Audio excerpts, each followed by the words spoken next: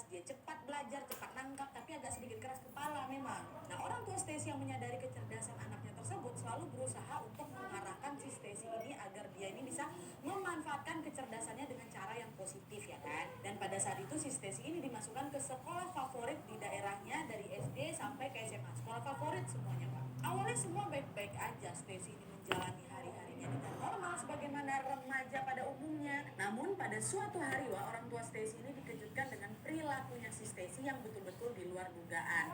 Jadi waktu itu ceritanya pada tahun 1987 waktu si Stacy ini berusia 17 tahun, Stacy sama ibunya ini mengalami sebuah kecelakaan mobil. Meskipun tidak terlalu parah kecelakaannya, mereka berdua ini tetap harus dibawa ke rumah sakit untuk bisa diperiksa lebih lanjut ya kan.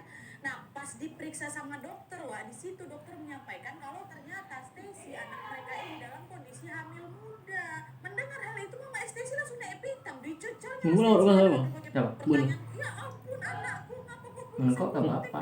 Bisa gitu. Iya. Hamil anak siapa? Siapa bapak Bukan lu bodoh pakai ibu. Maaf lah Bu ya, aku nggak bisa bilang dia siapa. Kata si Stacy, awalnya si Stacy ini terus-terusan mengelak, tapi setelah berkali-kali didesak, barulah si Stacy ini ngaku kalau dirinya ini hamil dengan seorang pria yang bernama Michael Wallace. Mendengar nama Michael Wallace itu, amarah mamanya Stacy makin menjadi-jadi lagi, Kenapa? Karena ternyata si Michael ini atau Mike ini merupakan duda beranak satu yang baru saja bercerai sama sepupunya si Stacy sendiri yang namanya Nancy. Mantan suami sepupu Stacy yang ngambilin dia tuh, Dan ibunya Stacy ini tahu betul kalau si Mike ini bukan pria baik-baik, Dia aja diceraikan sama si Nancy gara dia KDRT, serta dia dilaporkan karena kepemilikan barang ilegal yaitu narkoba. Jadi kan suram kan bilang nasib anakku kalau dihamilin laki-laki dia ya kan. Dan sejak kehamilannya terbongkar, Stacy ini justru menuntut pertanggungjawaban sama si Mike. Dia bilang, sayangku Mike, mama aku tahu loh kalau aku hamil, mama aku tahu kalau kau yang hamil. Ini kan teman apa ya itu? Hah? Tekan tak sering ya. Ini lemes ya. Saya kali sama kau, tapi kalau Itu saya mau. harus menikah, aku Iya lemes. bisa, kata si Bukan Mike. yang ngomongin kita anu, bro. Terangan menolak menikahi Stacy karena dia tidak mau terlibat dalam hubungan pernikahan untuk kedua kalinya. Kapok dia menikah. Dan parahnya lagi, waktu itu Mike juga meminta Stacy udahlah kau gugurin aja lah kandunganmu, kata dia kayak gitu. Nah, meskipun ditolak sama si Mike kayak gitu, Stacy tetap kekeh mempertahankan kehamilannya sampai tahun 1988. Dia pun melahirkan seorang bayi perempuan yang diberi nama Ashley Wallace. Dan sejak kelahiran putrinya itu, entah kenapa si Mike tiba-tiba berubah pikiran pula tuh, dia mau tuh nikahi si Stacy. Nah, singkat cerita, mereka pun akhirnya resmi menjalin hubungan sebagai pasangan suami istri setelah menikah. Nikah nih berdua setelah anaknya lahir. Terus 3 tahun kemudian, Stacy pun kembali melahirkan anak lagi yang mereka kasih nama Wallace. Apa ya? Pertama namanya Ashley, adik keduanya perempuan juga namanya Tak kasih. Ya, sampai sini video kehidupan Stacy sama si Mike bisa itu dibilang harmonis, Keluarga kecil mereka ini bisa dibilang juga berkecukupan karena kedua orang tuanya ini sama-sama bekerja. Pada saat itu si Mike ini bekerja sebagai seorang montir di sebuah bengkel, sedangkan si Stacy bekerja sebagai petugas ambulans. Tapi sayangnya kebahagiaan keluarga mereka tidak berlangsung lama, Secara perlahan bahtera rumah tangga mereka ini mulai dilanda masalah. Keretakan rumah tangga tersebut makin parah pada saat Mike ini sempat pula dipenjara tuh selama beberapa waktu dengan kasus kecanduan alkohol serta kepemilikan narkoba. Setelah Mike ini bebas, sebetulnya si Stacy ini masih mau memperbaiki rumah tangganya, Tapi nih, keinginan tersebut pun langsung hilang pada saat si Stacy mendapati si Mike Rumah tahun ini ngobrol. sama cewek lain di belakang Apa? dia. Mulai bilang. Bisa ngurus. Manusia ngomong kok ambil. Saya tahu. Boleh bapak orang. Sepenuh yang SMK pada penjaskes no. Mengatasi cedera tinggal perlu bisa. Engkau ya jadi engkau udah tahu kan? Bude dia ajarnya. Tapi ternyata tidak lama setelah itu terjadilah satu peristiwa tragis yang menimpa keluarga mereka. Peristiwa apa itu, Masuk? Sing usaha. Sing usaha. Usaha. Natal dilalui mereka bersama. Iya ngalah pelanggan. Setelah tahun baru nih, Punya kesibukan di luar. menderita sakit parah, Cara Dia apa, sakit ya? kepala hebat yang membuat dirinya kesulitan bangun dari tempat tidurnya. Bisa kalian bayangkan kayak gimana sakitnya itu kan? Nah, masalahnya, sakit kepala itu tidak berlangsung sehari, 2 hari atau sejam, 2 jam aja, tidak. Berhari-hari sakit kepalanya tuh. Dan karena tidak kunjung sembuh, akhirnya Mike pun memutuskan untuk pergi ke klinik ini untuk memeriksakan kesehatan kepala dia. Nah, pada saat diperiksa, ternyata dokter tidak menemukan penyakit apapun di tubuhnya si Mike. Jadi si Mike ini dalam kondisi sehat-sehat aja kok, kau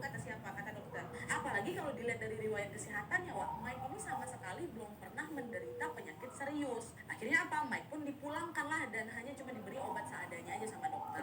Waktu itu dokter juga menyarankan supaya Mike ini kau agak banyak-banyak istirahat ya. Gegara bisa jadi penyakit kau ini berasal dari stres kau, kata si dokter. Oh iyalah dok, nanti cobalah saya istirahat di rumah gitu kan. Tapi semakin hari kondisi Mike ini bukannya makin sembuh, makin parah. Hingga pada tanggal 11 Januari 2000, Ashley, anak pertamanya mereka tuh yang pada saat itu sudah berusia 12 tahun, mendapati si Mike ini lagi terbaring nggak berdaya gitu di atas sofa. Tiba-tiba aja nih, dan pada saat itu Ashley melihat ekspresi wajahnya si Mike ini macam aneh gitu loh, kayak sengaja dibuat jelek dengan tujuan ngelucu karena itu loh, kayak gitu. Apa kan kalian maksud aku? Waktu dia tengok kayak gitu kan, oh bapak aku nih mau bercanda dia mungkin ya kan. Tapi tidak lama kemudian Mike ini tiba-tiba merintih kesakitan, kayak kayak gitu langsung. Ashley yang khawatir sama bapaknya pun akhirnya menelpon mama ya si Stacy. Waktu itu masih kerja nih, dan meminta ibunya supaya segera pulang. Mak balik lagi, bapak kenapa nih, sakit ya? Mendapatkan laporan tersebut, Stacy pun langsung bergegas pulang ke rumah. Waktu nyampe, betapa terkejutnya Stacy Itu dia punya ya mas. Mike Saya? dalam Mereka ngorok. tubuh yang sudah kaku Iya, Mas. dan tidak bisa digerakkan lagi. Stacy langsung nelpon 911 untuk membawa si Mike ini ke rumah sakit, tapi sayangnya Mike dinyatakan meninggal dunia dalam perjalanan ke rumah sakit. Meninggal Mike itu aja, Wak. Nah, mendapati Mike yang meninggal dunia secara tiba-tiba, pihak medis pun menawarkanlah jasa. Mana Jakarta, Doni Jero nggak nih, mana Jakarta. Gimana? Nah, iya ya aku. Takut ada apa-apa ya. Gua sih. Iya, Kan Jakarta. rumah sakit kan. Tapi Wak, Stacy Maksudnya kan sakit ringan ada aku. beri persetujuan Iya. dengan tegas menolak tawaran tersebut. Stacy bilang, udahlah nggak usah diotopsi lagi dong, kasihan suami aku, nanti dia nggak tenang di alam sana, biarlah dia meninggal dan dikuburkan secepatnya. Kata siapa? Kata si Stacy ini. Mendengar penolakan dari Stacy, tim medis jelas nggak bisa bertindak lagi kan, Wak. Akhirnya Mike pun dimakamkan begitu saja tanpa diketahui penyebab kematiannya. Singkat cerita, Wak, setelah Mike meninggal, Stacy pun mendapatkan asuransi jiwa sebesar $50.000 atau sekitar 700 juta rupiah kalau sekarang, Wak. Dan uang tersebut pun dia gunakan untuk memenuhi kebutuhan keluarga kecilnya. Dan ya sudah, berakhir sudahlah hubungan Stacy dan Michael di sini ya, karena Michael meninggal dunia.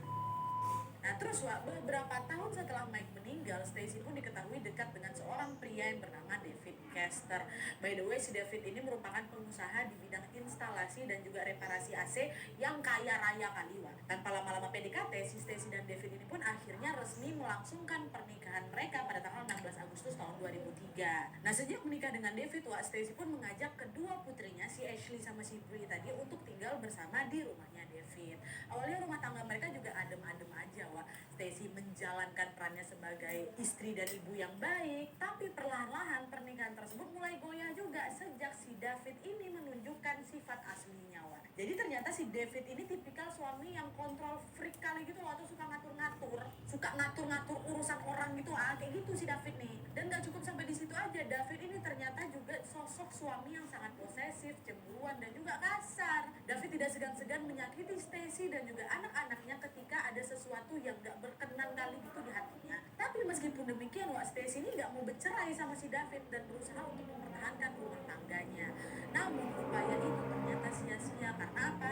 Karena David tiba-tiba mengalami satu kejadian mengenaskan juga. Jadi, Wak, ceritanya pada tanggal 22 Agustus tahun 2005, dengan suara panik, Stacy nelponlah 911 kan. Di telepon itu dia cerita kalau suaminya sudah beberapa hari mengurungkan dirinya di dalam kamarnya. Hal itu terjadi setelah mereka berdua bertengkar cukup serius karena perbedaan pendapat terkait wedding anniversary yang mau mereka rayakan itu. Menurut si Stacy, dia ini mau merayakan anniversary pernikahannya dengan liburan bersama anak-anaknya. Tapi si David nggak mau kayak gitu. Dia mau ya udah kita berdua aja lah yang pergi, nggak usah bawa anak-anak kayak gitu. Perbedaan tersebutlah yang rupanya memicu adu mulut yang berlangsung kurang lebih 7 jam, Wak, mereka berantem. Dan gak lama kemudian barulah si David ini tiba-tiba mengunci dirinya di kamarnya dan sejak saat itu gak keluar-keluar. Kata siapa? Kata Stacy. Nah, mendengar laporan dari Stacy, tim 911 pun langsung meluncurlah ke rumahnya kan untuk mengecek kondisinya si